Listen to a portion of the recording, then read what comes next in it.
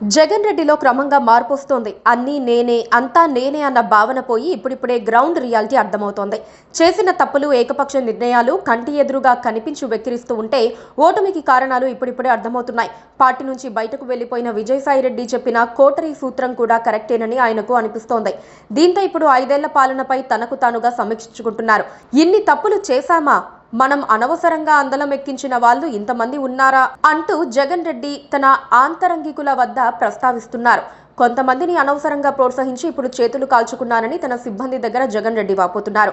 2019 ఎన్నికలకు ముందు ఇతర పార్టీల నుంచి వచ్చిన కొందరికి జగన్ రెడ్డి ఎమ్మెల్యేలుగా, ఎమ్మెల్సీలుగా, ఎంపీలుగా అవకాశం ఇచ్చారు. అలాంటి వాళ్ళు 5 ఏళ్లు ఎంజాయ్ చేసి తర్వాత 2024 నాటికి వైసీపీ పాపులారిటీ తగ్గిపోతుందని గ్రహించి టీడీపీలోకి, ఇతర పార్టీల్లోకి ఫిరాయించేశారు.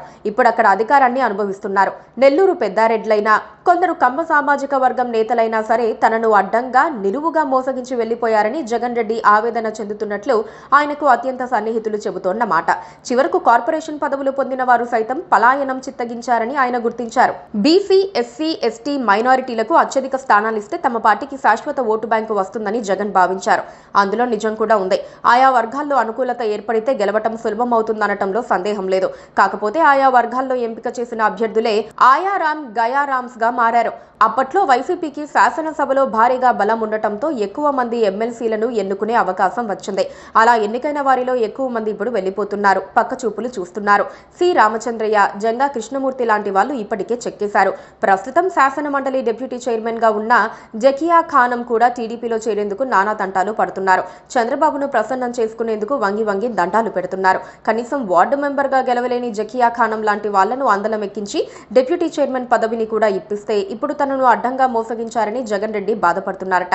మంత్రి పదవుల విషయంలో కూడా తొలి విడతలో తీసేసిన వారిలో కొందరు తన పట్ల వీర విధేయులున్నారని జగన్ రెడ్డి గుర్తు చేసుకుంటున్నారు. కొడాలి నాని, పేర్ని నాని లాంటి వాళ్ల మంత్రి పదవులు తీసేసి తప్పు చేశారని ఇప్పుడు విశ్లేషించుకుంటున్నారు. ప్రజల్లో మద్దతు లేని వారికి పదవులు ఇవ్వటం కూడా తాను చేసిన తప్పేనని జగన్ చెప్పుకుంటున్నారట.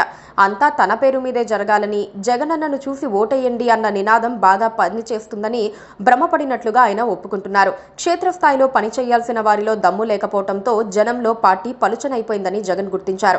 4 మాటలు మాట్లాడలేని వాళ్ళు కూడా ఉదయం లేస్తే ల్యాండ్, శాండ్, మైనింగ్ లో స్కాములు చేసి పార్టీకి చెడ్డ పేరు తెచ్చారని ఆయన క్రమంగా అర్థం చేసుకుంటున్నారు.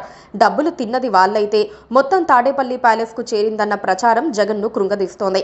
ఈ తప్పులన్నిటినీ సరిచేసుకుంటూ పార్టీ భవిష్యత్తు వ్యూహాలను సిద్ధం చేసుకోవాలని జగన్ రెడ్డి భావిస్తున్నారు. Please subscribe to KTV Telugu. KTV Telugu. KTV Telugu. KTV Telugu. KTV Telugu. KTV Telugu channel.